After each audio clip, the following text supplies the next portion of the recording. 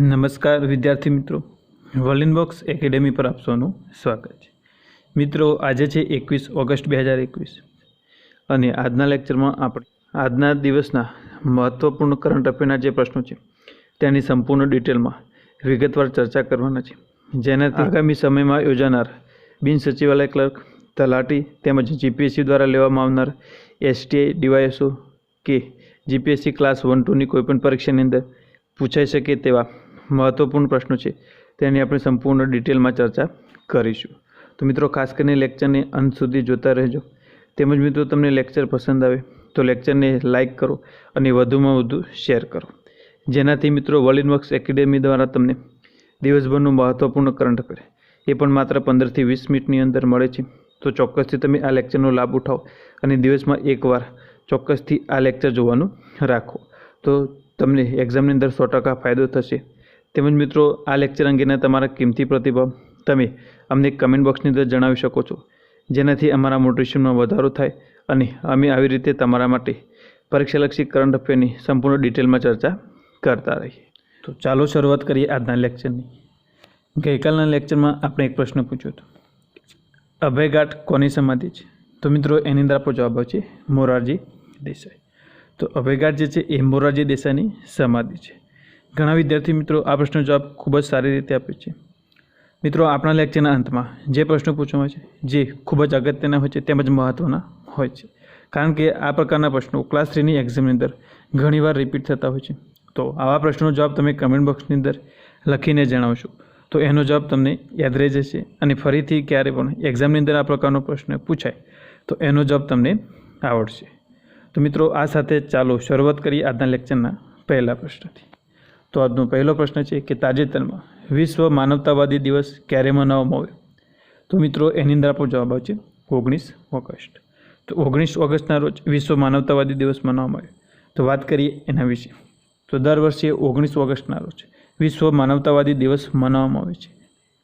આ દિવસ માનવ કર્મીઓ અને એવા શ્રમિકોને શ્રદ્ધાંજલિ આપવા માટે મનાવવામાં આવે છે કે જે લોકોએ પોતાના માનવ સેવા કરતા જીવ ગુમાવે છે અથવા તો પોતાના જીવને જોખમમાં નાખેલો છે।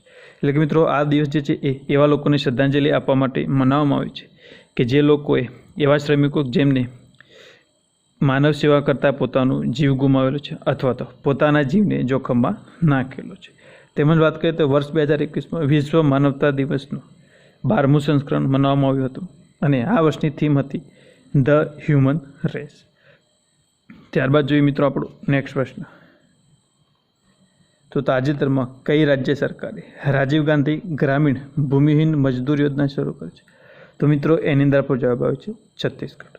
તો તાજેતરમાં છત્તીસગઢ રાજ્ય સરકાર દ્વારા રાજીવ ગાંધી ગ્રામીણ ભૂમિહીન મજદૂર યોજના શરૂ કરવામાં છે। તો વાત કરીએ એના વિશે। તો છત્તીસગઢ રાજ્ય સરકારે રાજીવ ગાંધી ગ્રામીણ ભૂમિહીન મજદૂર યોજના શરૂ કરેલી છે અને આ યોજનાનો ઉદ્દેશ ભૂમિહીન મજદૂરો જે છે એમને ન્યૂનતમ મજૂરી સાથે સમર્થન આપવું તેમજ જેનાથી તેમનું પ્રાથમિક સુવિધાઓને પહોંચી શકશે। એટલે કે મિત્રો, આ યોજના જે છે રાજીવ ગાંધી ગ્રામીણ ભૂમિહીન યોજના એ અંતર્ગત મજૂરોને ન્યૂનતમ મજૂરી સાથે સમર્થન આપવું તેમજ તેનાથી તેઓ પ્રાથમિક સુવિધા સુધી પહોંચી શકશે। તેમજ મિત્રો, આ યોજના જે છે એનો કુલ ખર્ચ 200 કરોડ છે અને જે અંતર્ગત 12 લાખ ભૂમિહીન પરિવારો જે છે એમને લાભ આપવામાં આવશે। તો મિત્રો, આ જે આંકડાઓ છે એ જીપીએસસીની એક્ઝામ માટે ખૂબ જ મહત્ત્વના છે, કારણ કે જીપીએસસીની એક્ઝામમાં યોજનાને લગતા ડિટેલમાં જે પ્રશ્નો છે એ વિધાન સ્વરૂપે પણ પૂછવામાં આવે છે। જેમ કે આ યોજનાનો કુલ ખર્ચ કેટલો છે? તો એ છે 200 કરોડ રૂપિયા અને આ યોજના અંતર્ગત લગભગ 12 લાખ જેટલા પરિવારો જે છે ભૂમિહીન તેમને લાભ આપવામાં આવશે। તો મિત્રો, અહીંયા વાત છે છત્તીસગઢ રાજ્યની। છત્તીસગઢના સ્ટેટિક જીકે વિશે ચર્ચા કરી લે। તો છત્તીસગઢની રાજધાની રાયપુર છે, મુખ્યમંત્રી છે ભૂપેશ બઘેલ, રાજ્યપાલ છે અનસુયા ઉકે, કુલ જિલ્લા 15 આવેલા છે તેમજ છત્તીસગઢને અન્ય 7 રાજ્યોની સીમાઓ સ્પર્શે છે, જેમાં એક છે મધ્યપ્રદેશ, બીજું છે ઉત્તર પ્રદેશ, ત્રીજું ઝારખંડ, ચોથું ઓડિશા, પાંચમું છે આંધ્રપ્રદેશ, છઠ્ઠું તેલંગાણા અને સાતમું છે મહારાષ્ટ્ર। તો મિત્રો, આ હતું છત્તીસગઢનું સ્ટેટિક જીકે। ત્યારબાદ જોઈએ આપણો આગળનો પ્રશ્ન। તો તાજેતરમાં કયા મંત્રાલય અમૃત મહોત્સવ શ્રી શક્તિ ચેલેન્જ 2021 લોન્ચ કરે છે? તો મિત્રો, એની અંદર આપણો જવાબ છે ઇલેક્ટ્રોનિક અને આઈટી મંત્રાલય। તો તાજેતરમાં જ ઇલેક્ટ્રોનિક અને આઈટી મંત્રાલય દ્વારા અમૃત મહોત્સવ શ્રી શક્તિ ચેલેન્જ 2021 લોન્ચ કરવામાં આવેલો છે। તો વાત કરીએ આના વિશે। તો તો કેન્દ્રીય ઇલેક્ટ્રોનિક અને આઈટી મંત્રાલય અમૃત મહોત્સવ શ્રી શક્તિ ચેલેન્જ 2021 લોન્ચ કર્યો છે, જેમાં મહિલા ઉદ્યમીઓ દ્વારા વિકસિત ટેકનોલોજી સોલ્યુશનને પ્રોત્સાહન કરશે તેમજ મહિલાઓની સુરક્ષા અને સશક્તિકરણ પ્રદાન કરશે. એટલે કે મિત્રો આજે છે એ મહિલા ઉદ્યમીઓ દ્વારા વિકસિત ટેકનોલોજી સોલ્યુશનને પ્રોત્સાહન આપશે તેમજ જે મહિલાઓની સુરક્ષા અને સશક્તિકરણ પણ પ્રદાન કરશે. તેમજ મિત્રો વર્તમાનમાં કેન્દ્રીય ઇલેક્ટ્રોનિક અને સૂચના તેમજ પ્રૌદ્યોગિક મંત્રી છે અશ્વિન વૈષ્ણવ. તો કેન્દ્રીય મંત્રીમંડળ પર તમારા માટે ખૂબ જ અગત્યનું છે. તો કેન્દ્રીય ઇલેક્ટ્રોનિક અને સૂચના તેમજ પ્રૌદ્યોગિક મંત્રી છે અશ્વિની વૈષ્ણવ. ત્યારબાદ જોઈએ આપણો આગળનો પ્રશ્ન. તો UNWGCI શિખર સંમેલન 2022નું આયોજન કયો દેશ કરશે? તો મિત્રો એની અંદર આપણો જવાબ આવશે ભારત. તો UNWGCI એટલે કે United Nations World Geospatial Information Congress બીજા UNWGC શિખર સંમેલન 2022નું આયોજન ઓક્ટોબર 2022માં તેલંગાણાના હૈદરાબાદ ખાતે કરવામાં આવશે. એટલે મિત્રો UNWGC શિખર સંમેલન છે એના 2022નું આયોજન ઓક્ટોબર 2022માં તેલંગાણાના હૈદરાબાદ ખાતે કરવામાં આવશે. તો UNWGCI શિખરનું પહેલું સંમેલન 2018માં ચીનમાં આયોજિત કરવામાં આવેલું હતું. ત્યારબાદ જોઈએ નેક્સ્ટ પ્રશ્ન. તાજેતરમાં ભારતીય સેનાએ ક્યાં જજ્બા એ તિરંગા રિલે મેરાથોનનું આયોજન કર્યું છે? તો મિત્રો એની અંદર આપણો જવાબ આવે છે જમ્મુ કાશ્મીર. તો તાજેતરમાં જમ્મુ કાશ્મીરમાં ભારતીય સેનાએ જજ્બા એ તિરંગા રિલે મેરાથોનનું આયોજન કર્યું છે. તેમજ આ મેરાથોન જે છે એનું અંતર 400 કિલોમીટર હતું અને જેનું ઉદ્ઘાટન મેજર જનરલ રાજીવ પુરીએ કર્યું હતું. એટલે કે મિત્રો આ મેરેથોન દોડ છે તેનું અંતર 400 કિલોમીટર હતું અને તેનું ઉદ્ઘાટન મેજર જનરલ રાજીવ પુરીએ કર્યું હતું. તેમ મિત્રો આયોજન છે એ નિયંત્રણ રેખા એટલે કે લાઇન ઓફ કંટ્રોલ જેને શોર્ટમાં LOC કહેવામાં આવે છે એના પર 300 જેટલા સૈનિકોએ તિરંગો લઈ અને આ મેરેથોનમાં ભાગ લીધો હતો. તો ત્યારબાદ મિત્રો આપણા આગળના પ્રશ્નની ચર્ચા કરી એ પહેલાં વાત કરીએ તો વોલિનબોક્સ એકેડમી ગાંધીનગર દ્વારા GPSC 2022ની સ્પેશિયલ બેચમાં જનરલ સાયન્સનો એક ફ્રી ડેમો લેક્ચરનું આયોજન કર્યું છે અને જે 20 ઓગસ્ટ 2021ના રોજ 29થી 5:30 સુધીનું છે. તો આ લેક્ચર જે છે એ ધવલ પટેલ સર દ્વારા લેવામાં આવશે. તેમજ મિત્રો આ ફ્રી ડેમો લેક્ચર વિશેની વધુ માહિતી માટે તેમજ આ બેચ વિશેની વધુ માહિતી માટે તમે આપણા હેલ્પલાઇન નંબર 7575061818 પર કોલ અથવા તો મેસેજ દ્વારા ઇન્ફોર્મેશન મેળવી શકો છો. તો મિત્રો આ હતી માહિતી વોલિનબોક્સ દ્વારા આયોજિત GPSC 2022ની બેચમાં જનરલ સાયન્સના ફ્રી ડેમો લેક્ચર વિશેની. ત્યારબાદ જોઈએ આપણો નેક્સ્ટ પ્રશ્ન. તો સમુદ્રના અંદર જ્વાળામુખી વિસ્ફોટ થવાથી કયા દેશમાં એક નવા ભૂભાગની રચના થયેલી છે? તો મિત્રો એની અંદર આપણો જવાબ આવે છે જાપાન. તો તાજેતરમાં જાપાનમાં સમુદ્રમાં એક જ્વાળામુખી વિસ્ફોટ થયો છે અને તેનાથી એક નવા જ ભૂભાગની રચના થયેલી છે. તો વાત કરીએ એના વિશે તો આ દ્વીપ છે એ પ્રાકૃતિક રૂપથી પ્રશાંત મહાસાગરમાં બન્યું છે અને જેનો આકાર અર્ધચંદ્રાકાર છે. તેમજ મિત્રો વાત કરીએ તો આનો વ્યાસ 1 કિલોમીટરનો છે. એટલે મિત્રો આ દ્વીપ છે એ પ્રાકૃતિક રૂપથી પ્રશાંત મહાસાગરમાં બનેલો છે અને જેનો આકાર અર્ધચંદ્રાકાર છે તેમજ આનો કુલ વ્યાસ 1 કિલોમીટરનો છે. ત્યારબાદ જોઈએ મિત્રો આપણો આગળનો પ્રશ્ન. તો તાજેતરમાં ઉત્તર પ્રદેશ રાજ્ય સરકારે કેટલા કરોડ યુવાનોને સ્માર્ટફોન તેમજ ટેબ્લેટ આપવાની જાહેરાત કરી છે? તો મિત્રો એની અંદર આપણો જવાબ છે 1 કરોડ યુવાનો. તો તાજેતરમાં જ ઉત્તર પ્રદેશ રાજ્ય સરકાર દ્વારા 1 કરોડ જેટલા યુવાનોને સ્માર્ટફોન અને ટેબ્લેટના વિતરણની જાહેરાત કરવામાં આવી છે. તો વાત કરીએ એના વિશે તો આ યોજના અંતર્ગત સ્નાતક તેમજ અનુસ્નાતક અને ડિપ્લોમાના જે વિદ્યાર્થીઓ છે તેમને સ્માર્ટફોન અને ટેબ્લેટ આપવામાં આવશે. તો મિત્રો આ યોજના અંતર્ગત ઉત્તર પ્રદેશના સ્નાતક તેમજ અનુસ્નાતક આ સિવાય ડિપ્લોમાના જે વિદ્યાર્થીઓ છે તેમને સ્માર્ટફોન અથવા તો ટેબ્લેટ આપવામાં આવશે. ત્યારબાદ મિત્રો અહીંયા વાત છે ઉત્તર પ્રદેશની. તો ઉત્તર પ્રદેશના સ્ટ્રેટેજી વિશે થોડીક ચર્ચા કરી લઈએ. તો ઉત્તર પ્રદેશના મુખ્યમંત્રી યોગી આદિત્યનાથ છે, રાજ્યપાલ છે શ્રીમતી આનંદીબેન પટેલ, રાજધાની છે લખનઉ. ઉત્તર પ્રદેશમાં કુલ 75 જિલ્લા છે તેમજ ઉત્તર પ્રદેશની અન્ય 8 રાજ્યની સીમાઓ સ્પર્શે છે, જેમાં એક છે ઉત્તરાખંડ, બીજું છે હિમાચલ પ્રદેશ, ત્રીજું હરિયાણા, ચોથું રાજસ્થાન, પાંચમું છે મધ્યપ્રદેશ, છઠ્ઠું છત્તીસગઢ, સાતમું ઝારખંડ અને આઠમું છે બિહાર. ત્યારબાદ જોઈએ ઉત્તર પ્રદેશના કેટલાક મહત્ત્વના રાષ્ટ્રીય ઉદ્યાનો. તો જેમાં એક છે દુધવા રાષ્ટ્રીય ઉદ્યાન, બીજું છે કિશનપુર વન્યજીવ વિહાર, ત્રીજું કરતનિયા ઘાટ વન્યજીવ વિહાર, ચોથું છે કેમૂર વન્યજીવ વિહાર, પાંચમું છે રાષ્ટ્રીય ચંબલ વન્યજીવ વિહાર, છઠ્ઠું નવાબગંજ વન્યજીવ વિહાર અને સાતમું છે સોહાગી બરબા વન્યજીવ વિહાર. તો મિત્રો આ હતા ઉત્તર પ્રદેશના કેટલાક મહત્ત્વના રાષ્ટ્રીય ઉદ્યાન.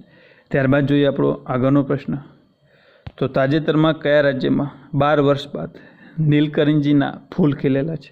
તો મિત્રો એની અંદર આપણો જવાબ છે કર્ણાટક. તો તાજેતરમાં જ કર્ણાટકમાં 12 વર્ષના બાદ નીલકંઠજી નામના ફૂલ ખીલેલા જોવા મળે છે.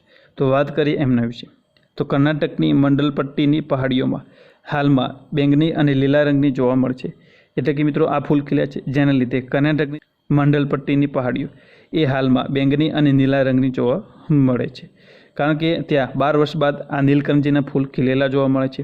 તેમજ વાત કરીએ તો કર્ણાટકના મંડલપટ્ટીની પહાડીના બેટ્ટા અને કુમારા આ બે નામના પર્વતો ઉપર છેલ્લા કેટલાક દિવસોથી નીલકંઠજીના ફૂલ ખીલેલા જોવા મળે છે.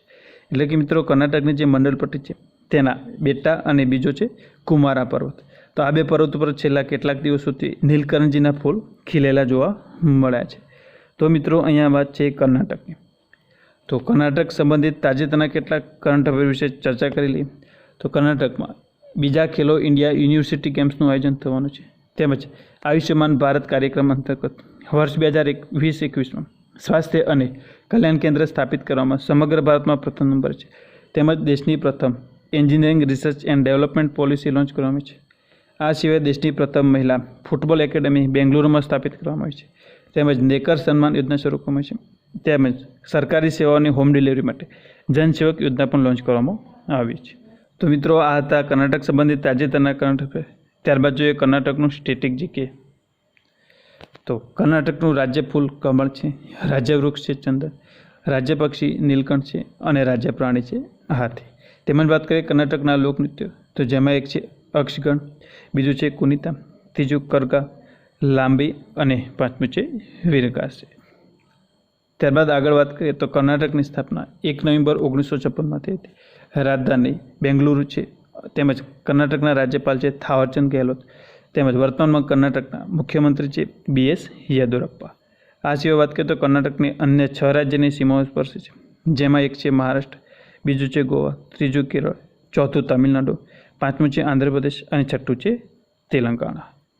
ત્યારબાદ જોઈએ મિત્રો કર્ણાટકના કેટલાક મહત્ત્વના રાષ્ટ્રીય ઉદ્યાન, તો જેમાં એક છે બંનેરઘટ્ટા રાષ્ટ્રીય ઉદ્યાન જે બેંગ્લોરમાં આવેલું છે, બીજું છે બાંદીપુર રાષ્ટ્રીય ઉદ્યાન, ત્યારબાદ ત્રીજું છે નાગરહોલ રાષ્ટ્રીય ઉદ્યાન, ચોથું મુધુમલાઈ નેશનલ પાર્ક, પાંચમું છે કાબિની વન્યજીવ અભયારણ્ય, છઠ્ઠું છે બ્રહ્મગીરી વન્યજીવ અભયારણ્ય અને સાતમું છે દંડેલી વન્યજીવ અભયારણ્ય. તો મિત્રો આ હતા કર્ણાટકના કેટલાક મહત્ત્વના રાષ્ટ્રીય ઉદ્યાન. ત્યારબાદ જોઈએ આગળનો પ્રશ્ન, તો તાજેતરમાં કઈ રાજ્ય સરકારે 8 પોસ્ટકાર્ડ કવર જારી કર્યા છે? તો મિત્રો એની અંદર આપણો જવાબ છે રાજસ્થાન.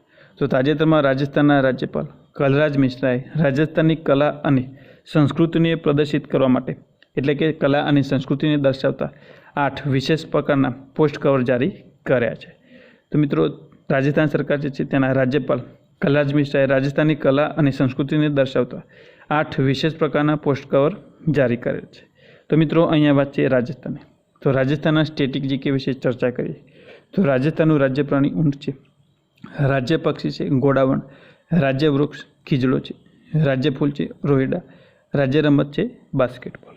તેમજ વાત કરીએ તો રાજસ્થાનના કેટલાક લોકનૃત્યોમાં ઘુમર, ગાપાલ, પનિહારી, જિંદાદ, નેજા, કલબેલિયા અને ગણગોર. આ સિવાય વાત કરીએ તો રાજસ્થાનની કેટલીક જનજાતિઓમાં જેમાં છે મીણા, સહરિયા, સાસી, ભીલ, બંજારા, કોળી અને ગરાસિયા. તો આ હતી રાજસ્થાનની કેટલીક જનજાતિઓ. ત્યારબાદ વાત કરીએ રાજસ્થાનની પરિયોજના વિશે, તો જેમાં છે રાણા પ્રતાપ સાગર પરિયોજના જે ચંબલ નદી પર આવી છે, તેમજ છે જવાહર સાગર પરિયોજના એ પણ ચંબલ નદી પર આવેલી છે. ત્યારબાદ જોઈએ મિત્રો તો રાજસ્થાન જે છે એના વર્તમાનમાં મુખ્યમંત્રી અશોક ગેહલોત છે, રાજ્યપાલ છે કલરાજ મિશ્રા. રાજસ્થાનને 5 પાડોશી રાજ્યની સીમાઓ સ્પર્શે છે, જેમાં એક છે આપણું ગુજરાત, બીજું છે મધ્યપ્રદેશ, ત્રીજું ઉત્તર પ્રદેશ, ચોથું હરિયાણા અને પાંચમું છે પંજાબ. ત્યારબાદ વાત કરીએ તો રાજસ્થાનની લોકસભાની 25 સીટ છે, રાજ્યસભાની 10 છે અને વિધાનસભાની 200 સીટ છે. ત્યારબાદ જોઈએ રાજસ્થાનના કેટલાક મહત્ત્વના રાષ્ટ્રીય ઉદ્યાન, તો જેમાં એક છે સારિસ્કા વન્યજીવ ઉદ્યાન, મરુભૂમિ રાષ્ટ્રીય ઉદ્યાન, સીતામાતા અભયારણ્ય, કુંભલગઢ અભયારણ્ય, રણથંભોર રાષ્ટ્રીય ઉદ્યાન, કેવલાદેવ રાષ્ટ્રીય ઉદ્યાન અને છે મુકુંદરા રાષ્ટ્રીય અભયારણ્ય. તો મિત્રો આ હતું રાજસ્થાનનું સ્ટેટિક જીકે. ત્યારબાદ જોઈએ આપણો આગળનો પ્રશ્ન. તો તાજેતરમાં કેન્દ્ર સરકારે દેશમાં કેટલા હસ્તવણાટ સંસાધન કેન્દ્ર સ્થાપિત કરવાની જાહેરાત કરી છે? તો મિત્રો એની અંદર આપણો જવાબ છે 10. તો તાજેતરમાં કેન્દ્ર સરકારે દેશમાં 10 હસ્તવણાટ સંસાધન કેન્દ્ર સ્થાપિત કરવાની જાહેરાત કરી છે. ત્યારબાદ જોઈએ આગળનો પ્રશ્ન. તો તાજેતરમાં કઈ રાજ્ય સરકારે ગોરખધંધા શબ્દ પર પ્રતિબંધ લગાવ્યો છે? તો મિત્રો એની અંદર આપણો જવાબ છે હરિયાણા. તો હરિયાણા રાજ્ય સરકારે ગોરખધંધા શબ્દ પર પ્રતિબંધ લગાવ્યો છે. ત્યારબાદ જોઈએ નેક્સ્ટ પ્રશ્ન. તો તાજેતરમાં આનંદ કન્નરનું નિધન થયું છે. તો તેઓ કયા ક્ષેત્ર સાથે સંકળાયેલા હતા? તો મિત્રો એની અંદર આપણો જવાબ આવશે અભિનય. તો આજે આનંદ કન્નર છે તેઓ અભિનેતા હતા અને અભિનય સાથે સંકળાયેલા હતા. ત્યારબાદ જોઈએ નેક્સ્ટ પ્રશ્ન.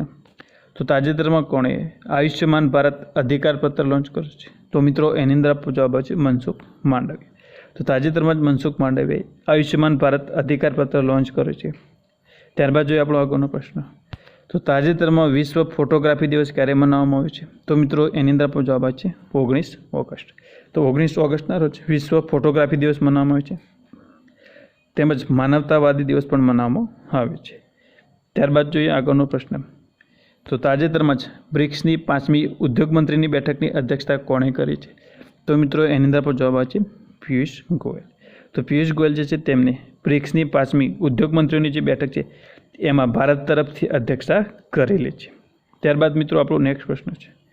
તો મિત્રો આ પ્રશ્ન છે એનો જવાબ તમારે કમેન્ટ બોક્સની અંદર લખીને જણાવવાનો છે. આના સાચા જવાબની ચર્ચા આપણે નેક્સ્ટ લેક્ચરમાં કરીશું. તો પ્રશ્ન છે કે તાજેતરમાં આતંકવાદી સંગઠન તાલિબાને કયા દેશ પર કબજો કર્યો છે? તો મિત્રો આ પ્રશ્નનો જવાબ તમને આવડે છે તો ચોક્કસથી એકવાર કમેન્ટ બોક્સની અંદર લખીને જણાવો, જેનાથી આ પ્રકારનો પ્રશ્ન આગામી એક્ઝામની અંદર પૂછાય તો એનો જવાબ તમને આવડી શકે.